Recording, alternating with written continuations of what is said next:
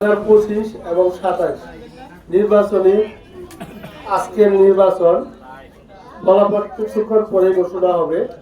আমি প্রথমেই বণিক সমিতির সম্মানিত সদস্য যারা আছেন তাদের অনেক অনেক ধন্যবাদ জানাই যে সুষ্ঠুভাবে একটা ভোট করার জন্য আপনাদের যে সহযোগিতা সেজন্য আমি আপনাদের কাছে ধন্যবাদ জ্ঞাপন করছি। দ্বিতীয় কথা হলো বণিক সমিতি আমাদের নির্বাচন এই সোয়াপুরের একটা ঐতিহ্য আছে, আপনারা সবাই জানেন। সেই ঐতিহ্য ধারাবাহিকতা আমরা যারা আজকে এখানে প্রতিদ্বন্দ্বিতা করেছি আমরা কিন্তু এই বণিক সমিতির সদস্য এবং এই বাজারের ব্যবসায়ী। তাই নির্বাচন হইলে তো হার জিত আছে।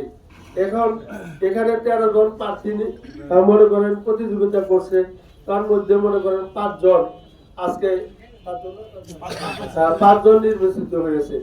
তবে আমি একটা অনুরোধ রাখতে চাই যে এই ফলাফল আপনারা শোনার পর আপনারা কোনো মিছিল মিটিং বা কোনো কিছু হয়েছে দয়া করে করবেন না, কারণ যারা পরাজিত হয়েছে তারাও কিন্তু আমাদের ভাই।